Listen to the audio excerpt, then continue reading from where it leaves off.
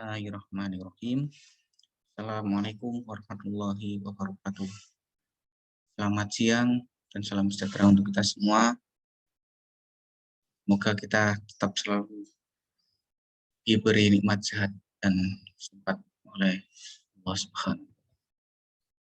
Perkenalkan, nama saya Alfian Yusroni, NIM 18050754016, kelas Kesehatan dan Keselamatan Kerja 2018 Manufaktur. Saya di sini akan menjelaskan tentang kesehatan dan keselamatan kerja berdasarkan Undang-Undang Nomor 1 Tahun 1970.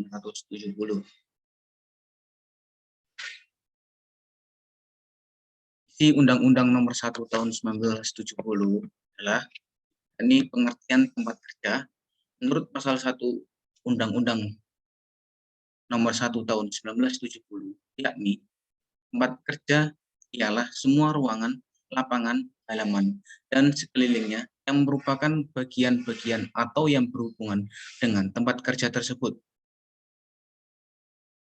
Lalu, tujuan menurut pasal 1 Undang-Undang Nomor 1 Tahun 1970, yakni melindungi dan menjamin keselamatan kerja, tenaga kerja, dan orang lain di tempat kerja.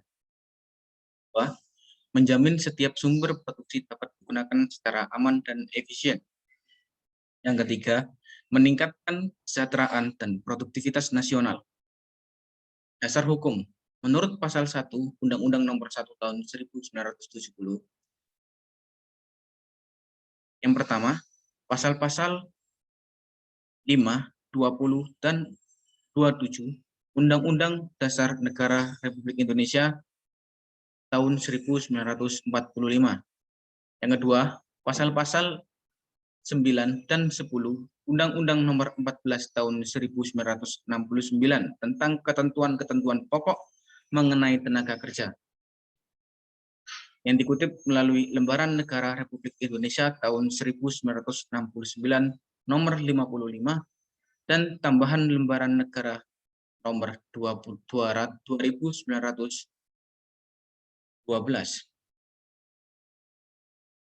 Di Undang-Undang Nomor 1 Tahun 1970. Yang kedua yakni ruang lingkup. Menurut pasal 2 Undang-Undang Nomor 1 Tahun 1970, yakni tempat kerja yang semua ruangan, lapangan, halaman, dan sekelilingnya yang merupakan bagian-bagian atau yang berhubungan dengan tempat kerja tersebut.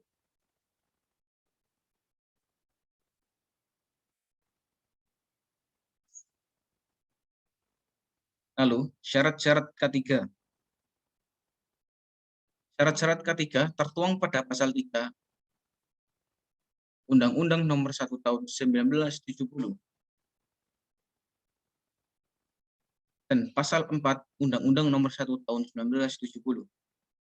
Yang selanjutnya, pengawasan keselamatan dan kesehatan kerja tertuang pada pasal 5, pasal 6, pasal 7, pasal 8 Undang-Undang Nomor 1 Tahun 1970. Yang selanjutnya, yakni pembinaan ketiga, pasal 9 Undang-Undang Nomor 1 Tahun 1970. Yang pertama, pengurus diwajibkan menunjukkan dan menjelaskan pada tiap tenaga kerja yang baru tentang kondisi-kondisi dan bahaya-bahaya serta yang dapat timbul dalam tempat kerjanya. B. Semua pengamanan dan alat-alat perlindungan yang diharuskan dalam tempat kerjanya. C. Alat-alat perlindungan diri bagi tenaga kerja yang bersangkutan. D. Cara-cara dan sikap yang aman dalam melaksanakan pekerjaannya. 2. Pengurus hanya dapat mempekerjakan tenaga kerja yang bersangkutan setelah ia yakin bahwa tenaga kerja tersebut memahami syarat-syarat tersebut di atas. Yang ketiga, pengurus diwajibkan menyelenggarakan pembinaan bagi semua tenaga kerja yang berada di bawah pimpinannya dalam pencegahan kecelakaan dan pemberantasan kebakaran, serta peningkatan keselamatan dan kesehatan kerja. Pula dalam memberikan pertolongan pertama pada kecelakaan. Yang keempat, Pengurus diwajibkan memenuhi dan menaati semua syarat-syarat dan ketentuan-ketentuan yang berlaku bagi usaha dan tempat kerja yang dijalankannya. Ketentuan pelanggaran menurut pasal 15 Undang-Undang Nomor 1 Tahun 1970, yakni yang pertama, pelaksanaan ketentuan tersebut pada pasal-pasal di atas diatur lebih lanjut dengan peraturan perundang-undangan.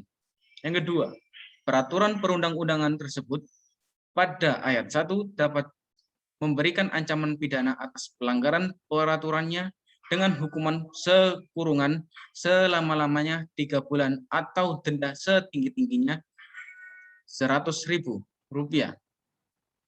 Yang ketiga, tindak pidana tersebut adalah suatu hal pelanggaran. Selanjutnya, peraturan pelaksanaan. Menurut pasal 16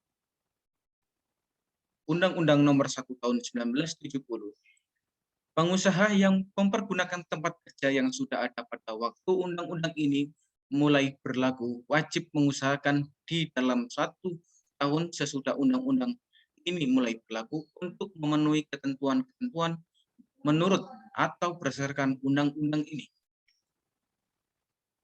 Selanjutnya, dasar-dasar kesehatan, keselamatan, dan kesehatan kerja meliputi, yakni pengertian kesehatan dan keselamatan kerja adalah instrumen yang melindungi pekerja, perusahaan, masyarakat, dan lingkungan dari hal-hal merugikan yang dapat timbul oleh aktivitas pekerjaan.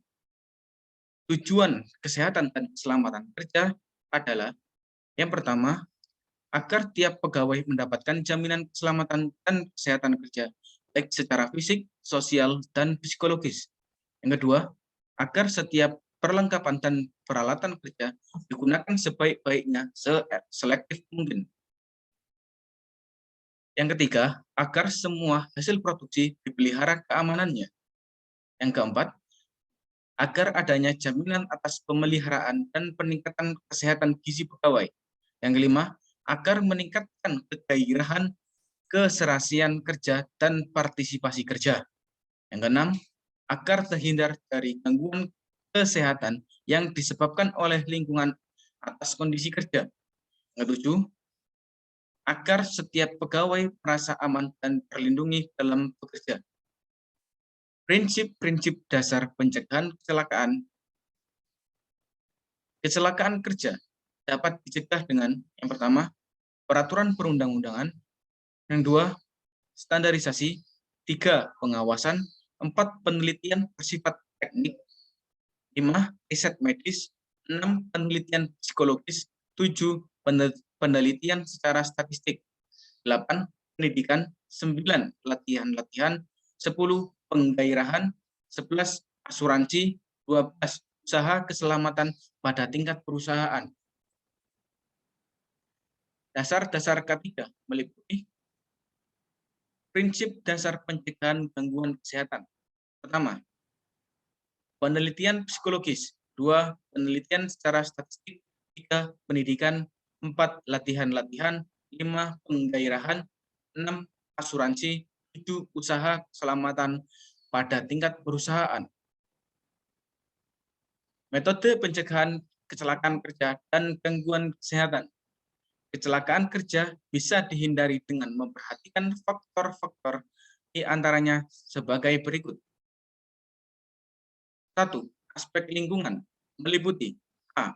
Penuhi syarat aman, mencakup higienis umum, sanitasi, ventilasi udara, pencahayaan, serta penerangan dalam tempat kerja, serta penyusunan suhu udara ruangan kerja. B.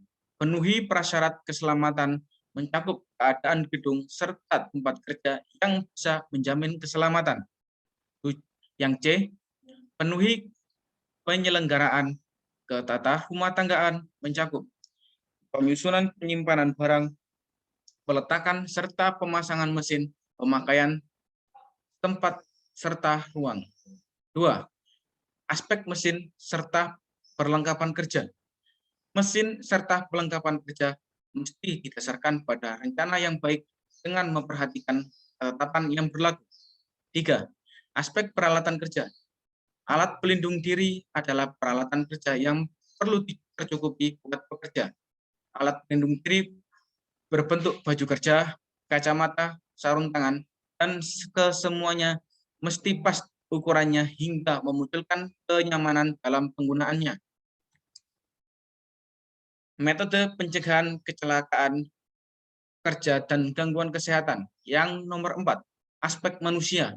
Mencegah kecelakaan pada aspek manusia mencakup ketentuan kerja, memperhitungkan batas potensi serta keterampilan pekerja, meniadakan beberapa hal yang mempengaruhi konsentrasi kerja, menegakkan disiplin kerja, hindari tindakan yang menghasilkan kecelakaan, dan menghilangkan terdapatnya ketidakcocokan fisik serta mental.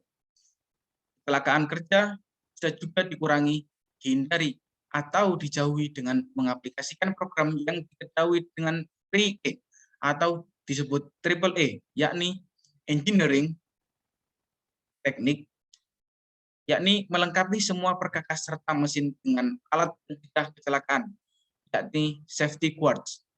Yang kedua, education atau pendidikan, memberikan pelatihan kepada pekerja tentang kesehatan dan keselamatan kerja.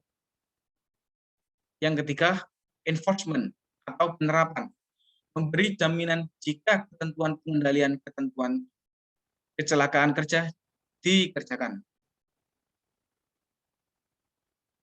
Selanjutnya, analisis kecelakaan kerja. Analisis kecelakaan kerja difokuskan untuk 1. Mencari frekuensi kecelakaan, 2. Mencari sumber penyebab kecelakaan. Gunanya untuk mengurangi kecelakaan kerja pada perusahaan. Selanjutnya, alat yang paling sederhana adalah diagram Pareto dan diagram Ishikawa. Sistem manajemen keselamatan dan kesehatan kerja.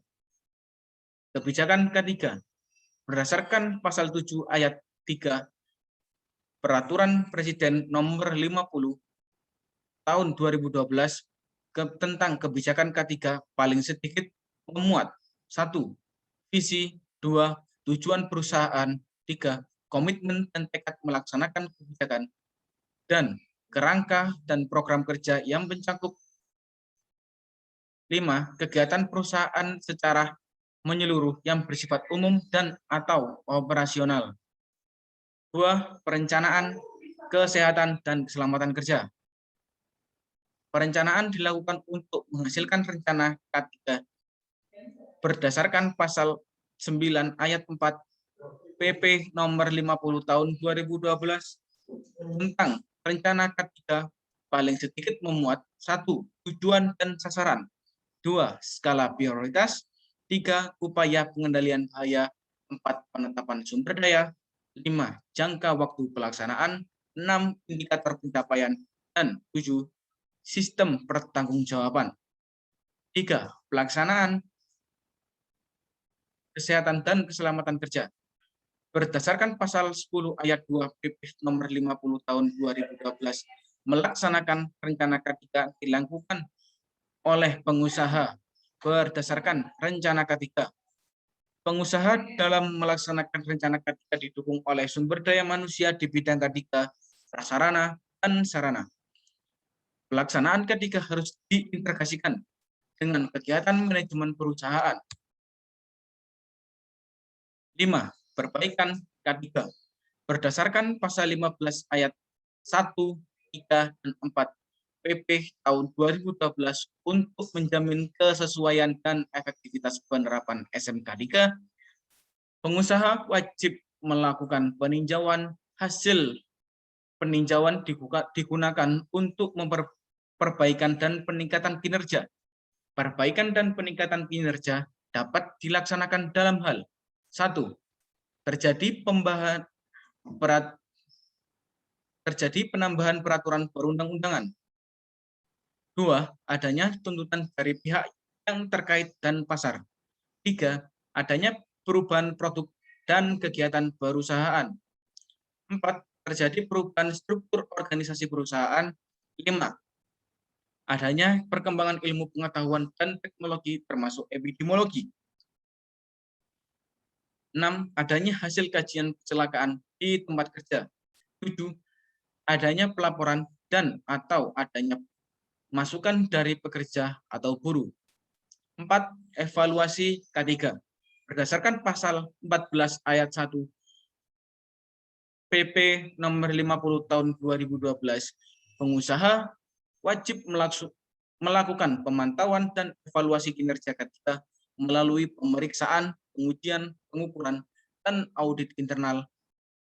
Sistem manajemen K3 dilakukan oleh sumber daya manusia yang kompeten. Hasil pemantauan dan evaluasi kinerja K3 dilaporkan kepada pengusaha yang akan digunakan untuk melakukan tindakan perbaikan. Kesimpulan, dalam konteks ketenagakerjaan, keselamatan dan kesehatan kerja merupakan bagian integral dari sistem perlindungan tenaga kerja yang dalam pelaksanaannya diatur dalam peraturan perundang-undangan. Oleh karena itu, sudah menjadi kewajiban pengusaha atau pengawas tempat kerja untuk melaksanakan dan dalam upaya menjamin keselamatan dan kesehatan para pekerja dalam melaksanakan pekerjaannya.